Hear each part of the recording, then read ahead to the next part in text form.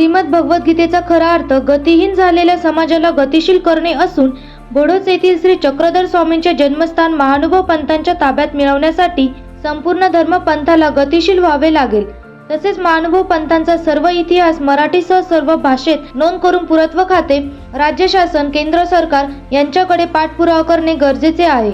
अखिल भारतीय महानुभव संमेलन व श्रीमद भगवद्गीता जयंती महोत्सव गुजरातमधील वाळविहीर, तालुका कपसाडा, जिल्हा वलसाड येथील या 3 दिवसीय महानुभव संमेलनाच्या दुसऱ्या दिवशी संत महंत मान्यवरांच्या उपस्थितीत भगवान श्री चक्रधर स्वामी यांची यथोचित पूजा करण्यात आली। दुसऱ्या दिवसाच्या अखिल भारतीय महानुभव संमेलनाच्या धर्मसभेच्या व्यासपीठावर अखिल भारतीय महानुभव परिषदेचे अध्यक्ष महंत विध्वंसक बाबा, महंत जामोदेकर बाबा, अतुल मुनी काकाजी, महंत तेलारकर बाबा, महंत येळमळकर बाबा, महंत कापूस तळणीकर बाबा, महंत लोणारकर बाबा, महंत सुकेनकर बाबा या संमेलनाचे मुख्य आयोजक दिनकर अण्णा पाटील, गुजरातचे आमदार जितूभाई चौधरी, धरमपूरचे आमदार अरविंदभाई पटेल, नाशिकचे माजी आमदार बाळासाहेब सानप, दत्ताजी गायकवाड, प्रकाश ननावरे, राजेंद्र जायभावे, भास्करराव गावित, अरुण महानुभाव, छबू नागरे, साहेबराव आव्हाड, माजी नगरसेविका लता काकू पाटील, युवा ऊर्जा फाउंडेशनचे संस्थापक अध्यक्ष अमोल पाटील, माजी नगरसेवक रवींद्र धिवरे, प्रवीण शेवलीकर, भगवता आचार्य चिरडे बाबा, कृष्णराज बाबा मराठे, वाल्हेराज बाबा पातुळकर, डोळसकर बाबा शास्त्री, भाईदेव मुनी मानेकर, दत्तराज बाबा चिरडे, साईराज बाबा शास्त्री, कृष्णराज बाबा विद्वांस, अचलपूरकर बाबा, गोपीराज शास्त्री, सुकेनकर, दामोदर अण्णा पाथरे, महेंद्र मुनी कपाटे, बाळकृष्ण दादा लोणारकर, बुद्धिसागर बाबा कपाटे आदी संत महंत तपस्वी उपस्थित होते। या संमेलनाचे सूत्रसंचालन प्राध्यापक सीमा पेटकर यांनी केले। या प्रसंगी उपस्थित संत महंत तसेच मान्यवरांच्या हस्ते विविध धार्मिक ग्रंथाचे प्रकाशनही करण्यात आले।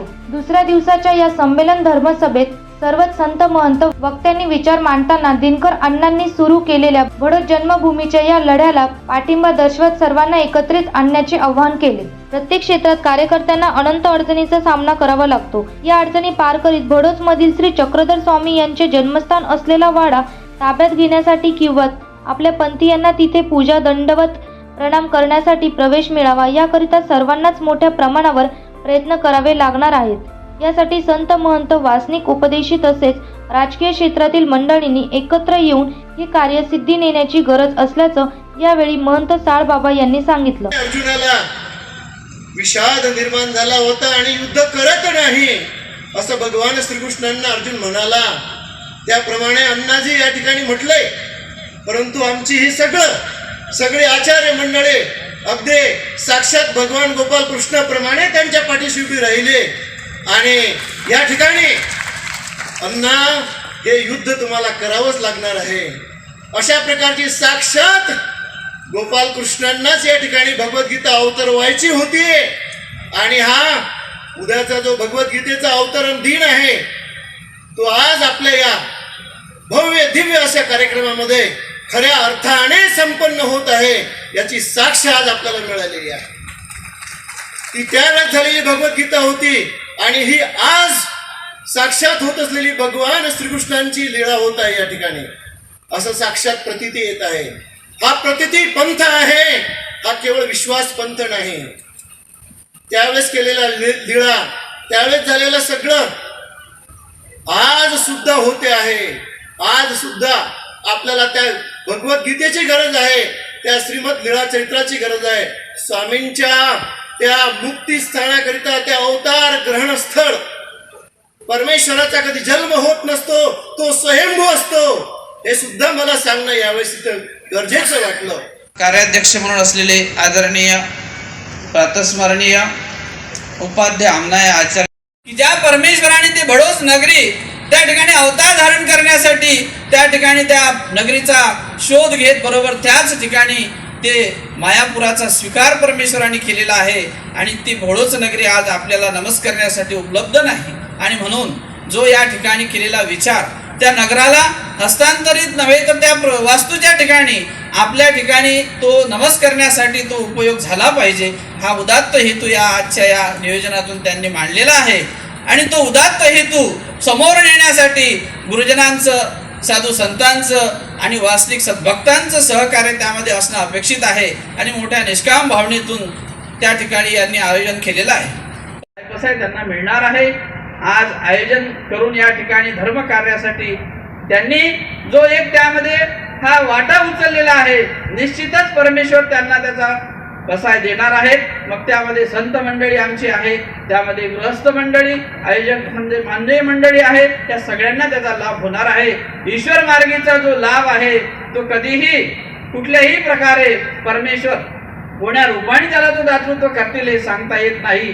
हेतुक पद्धतीने जरी असेल त्याचंही फळ ईश्वर मार्गामध्ये होते. परब्रह्म परमेश्वर श्री चक्रधर स्वामी यांचे भडोस येथील जन्मस्थान वाडा आपल्या ताब्यात मिळावा यासाठी पंतप्रधान नरेंद्र मोदी, गुजरातचे मुख्यमंत्री भूपेंद्रभाई पटेल, येथील आमदार जितूभाई चौधरी यांच्याकडे आपण पाठपुरावा करत हा कार्यक्रम या ठिकाणी होत आहे. मात्र या कार्यक्रमाला आणखी मोठ्या प्रमाणात पाठिंबा मिळावा, अनेक महत्त्वाचे ठराव करायचे असल्याचं कार्यक्रमाच्या प्रास्ताविकात आयोजक पंथाचे दिनकर पाटील यांनी सांगितलं. अन्यथा उद्याच्या कार्यक्रमाची तुम्ही पण सगळ्या साधू संत मानतांनी उद्याच्या कार्यक्रमाचा समारोप करूनच जायचं आहे. थोडासा त्रास होईल कारण राहण्याची एवढी आपल्याला सवय नसते. एवढ्या अतिदुर्गम भागामध्ये आपण सगळे आलेले आहात. आपल्याला सगळ्यांना आपल्या पंथासाठी थोडा एक दिवस त्रास काढा. आजच्या रात्रीचा सगळ्यांनी थांबा. उद्याचाही आपल्याला समारोप करताना आपल्याला काही ठराव करायचे आहे. ते ठराव आपल्याला आपल्या या सभेत मंजूर करायचे आहे आणि ते ठराव आपल्याला राज्य सरकार, केंद्र सरकार या ठिकाणी द्यायचे आहे. त्या सगळ्यांच्या उपस्थितीत ठराव करायचे आहेत याची आपण नोंद घ्या. आणि आता सगळ्यांनी महाप्रसादासाठी आपल्या आपल्या जागेवर महाप्रसाद घ्या आणि शोभायात्रेमध्ये सहभागी व्हा.